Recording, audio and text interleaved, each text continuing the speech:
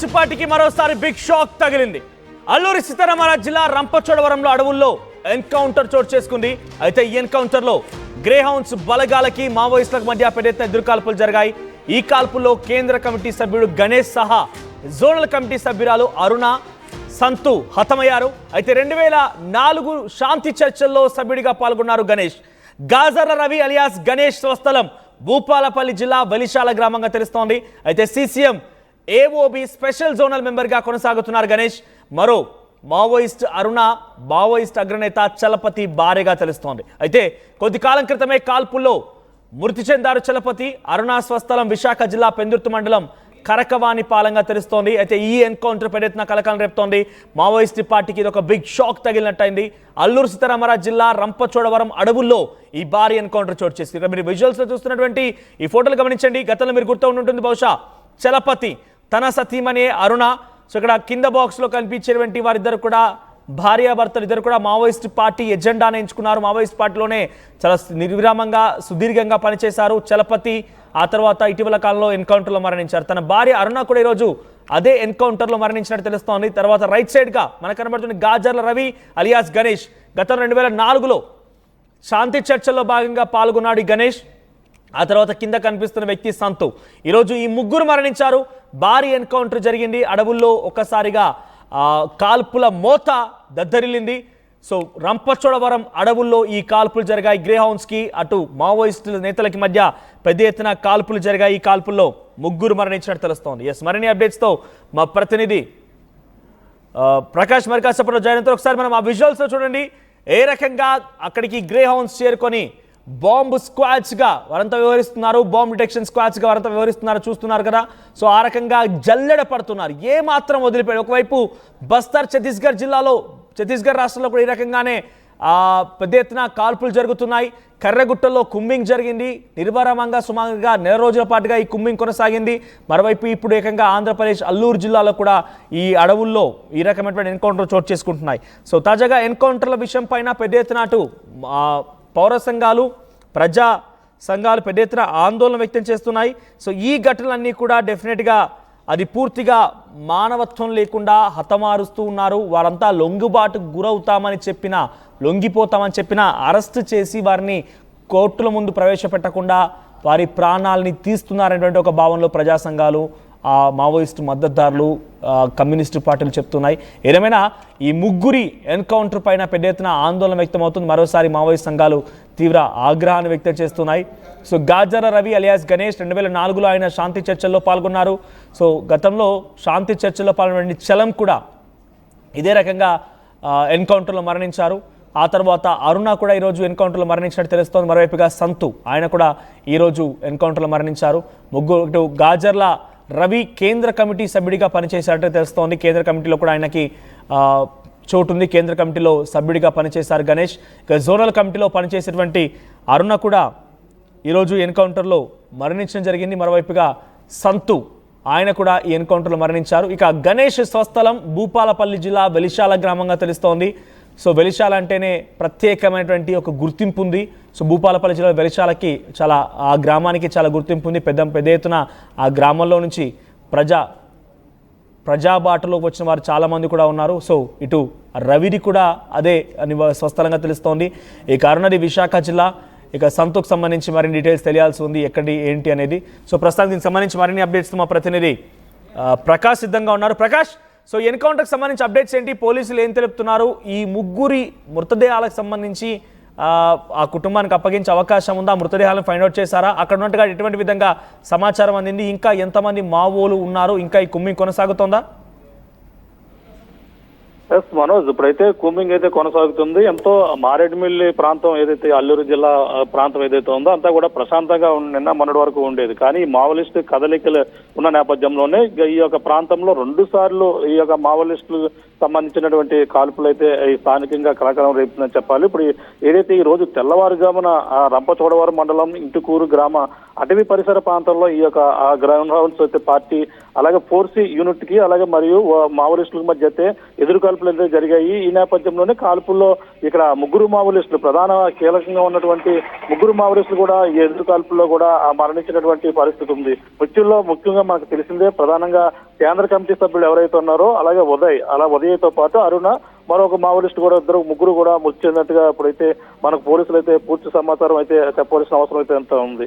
మనం ప్రధానంగా చూసుకుంటే వీళ్ళైతే గాజర్ల రవి అలియాస్ అయితే ఉదయ్ గణేష్ కి అయితే చెప్పుకొస్తున్నారు. ఇతను ఇప్పుడు తెలంగాణ వెలిసల గ్రామానికి చెందినటువంటి భూపాలపల్లి జిల్లాకు చెందినటువంటి రవిగా కూడా చెప్పుకొస్తున్నారు. ఇతనిపై కూడా 25 లక్షల రివార్డు కూడా ఉంది. అతని కోసం అయితే ఏదైతే central committee AOB special zone number గా కూడా అతను పనిచేస్తున్నారు. మరొక సభ్యురాలు ఎవరైతే ఉన్నారో వెంకట రవి లక్ష్మీ చైతన్య అలియాస్ అరుణ, ఈమె కూడా ఎవరైతే ఇక్కడ విశాఖ జిల్లా పెందుర్తికి చెందినటువంటి వారిగా కూడా గుర్తించారు. ఈమెయితే ఎవరైతే అరుణ ఉన్నారో అరుణ గతంలో మృతి చెందినటువంటి ఎవరైతే ఉన్నారో మావోయిస్ట్ నాయకుడు అతనికి సంబంధించిన భార్య కూడా చెప్పుకొస్తున్నారు.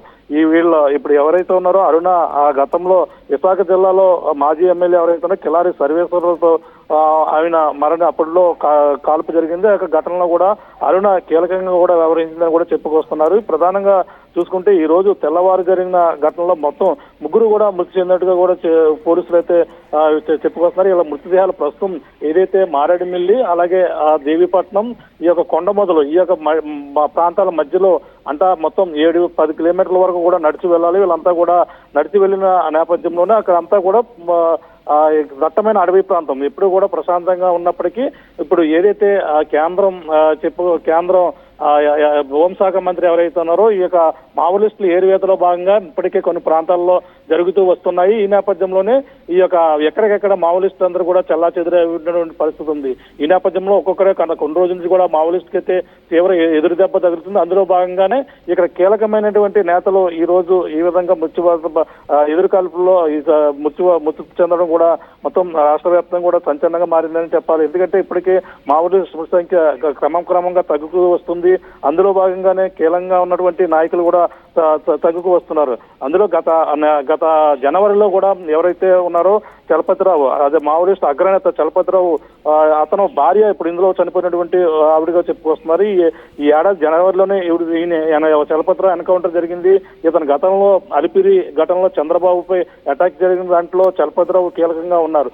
అప్పట్లో కీలకంగా ఉన్న నేపథ్యంలోనే ఇప్పుడు గత జనవరిలోనే ఇతను కూడా ఎన్కౌంటర్ లో కూడా చనిపోయిన నేపథ్యంలో ఇప్పుడు తన భార్య ఎవరైతే ఉన్నారో అరుణ కూడా ఇప్పుడు కీలకంగా ఉండడమే కాకుండా తను ఏఓబిలో కీలకంగా వ్యవహరిస్తున్నటువంటి వారుగా కూడా చెప్పుకొస్తున్నారు. వీళ్ళు ఇద్దరిపైన కూడా 25 లక్షలు ఒకరిపైన 20 లక్షలు ఒకరిపైన రివార్డు కూడా ఉన్నటువంటి పరిస్థితి ఉంది.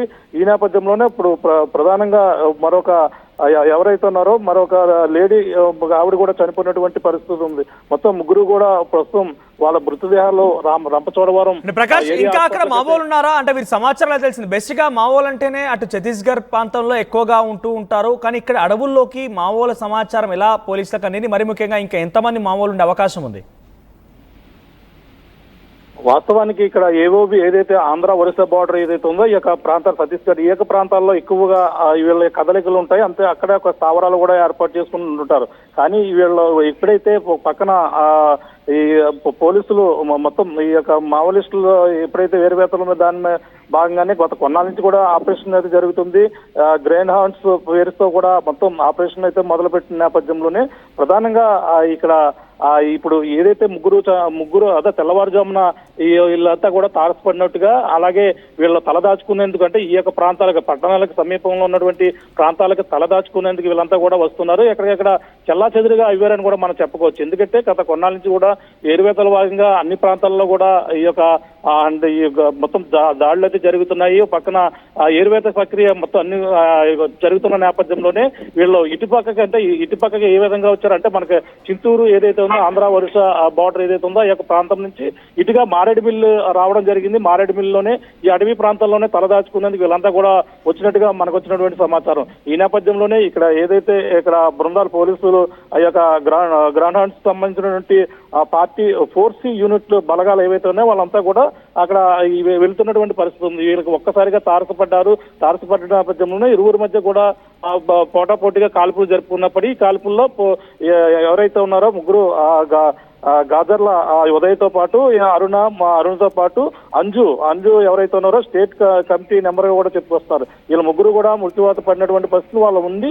3 AK-47 గన్లు కూడా స్వాధీనం చేసుకున్నట్టుగా కూడా పోలీసులు చెప్పుకొస్తారు. దీనికి అంతా కూడా వాళ్ళకి సంబంధించిన మృతదేహాలు అడవి ప్రాంతం కొండ మొదలు ఈ యొక్క దేవీపట్నం ఈ యొక్క ప్రాంతాల నుంచి కాలినడక నడిచి రావాలి. అన్ని కూడా తీసుకుని వచ్చిన తర్వాత దాదాపుగా ఈ రోజు సాయంత్రానికల్లా మృతదేహాలు బయటకు తీసుకువచ్చి అక్కడి నుంచి మళ్ళీ ఒక 10 కిలోమీటర్ల వరకు కూడా నడిచిన తర్వాత ఇప్పుడు రంపచోడవరం అయితే చేరుకుంటారు. అక్కడి నుంచి చేరుకున్న తర్వాత మరి ఈ రోజు సాయంత్రానికి ముగ్గురు సంబంధించినటువంటి మృతదేహాలు రావాలి. ఇప్పుడు ఇంకా అంటే వీళ్ళు ముగ్గురే ఇప్పుడు హతమార్చినప్పటికీ ఇంకా కూంబింగ్ అయితే అక్కడ కొనసాగుతుందని చెప్పాలి. ఎందుకంటే ఇంకా వీళ్ళ ఉన్నారా ఇంకా ఎవరైనా ఉన్నారా అనేది కూడా పోలీసులు అయితే ఇంకా ఆపరేషన్ అక్కడ అంతా కూడా బలగాలన్నీ కూడా సెర్చ్ ఆపరేషన్ అయితే కొనసాగుతుందని చెప్పాలి. ఇంకా వాళ్ళ అక్కడంతా ఇంకా ఎవరైనా వీళ్ళ ముగ్గురితో పాటు ఇంకా ఎవరెవరు వచ్చారని అంతే పూర్తిగా వాస్తవానికి అయితే వీళ్ళ ముగ్గురు ఈ విధంగా వస్తున్నట్టుగా పూర్తిగా సమాచారంతోనే అది మొత్తం దాడులు జరిగినట్టుగా కూడా తెలుసుకొస్తుంది. ఈ నేపథ్యంలో ఇంకా ఎవరైనా ఉన్నారా లేదా అనేది కూడా పోలీసులకు ఇంకా అక్కడ ఇంకా కూంబింగ్ అయితే కొనసాగుతుందని చెప్పాలి. ముగ్గురు ప్రస్తుతం వీళ్ళ మృతదేహాలను అయితే తీసుకొచ్చే పనిలో అయితే ఉన్నారు.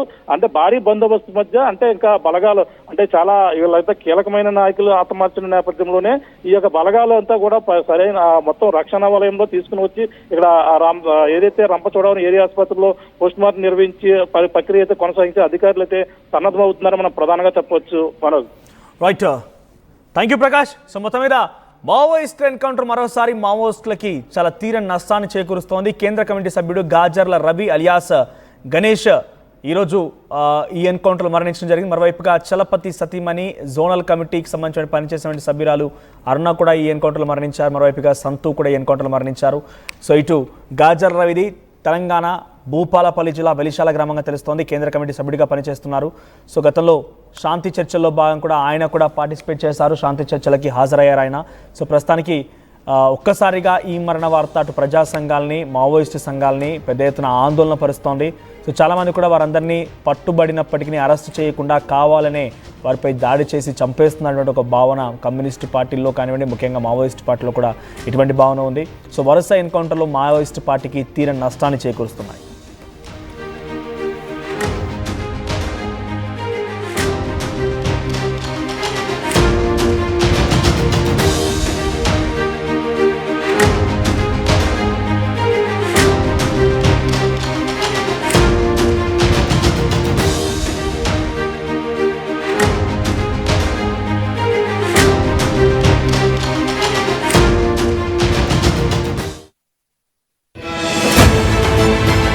Bridging the gap between the textbook and the industry through innovation. KLH deemed to be university. తెలుగులో ఫాస్టెస్ట్ న్యూస్ యాప్ ఇప్పుడు కొత్త అవతారంలో 5 సెకండ్లోనే పూర్తి వార్తా సమాచారం మీ చేతుల్లోకి. సోషల్ మీడియా ట్రెండ్స్ మీ కళ్ళ ముందుకే live TV and voice search ఆప్షన్స్తో ఇప్పుడే డౌన్లోడ్ చేయండి. యాప్ లింక్ డిస్క్రిప్షన్లో ఉంది.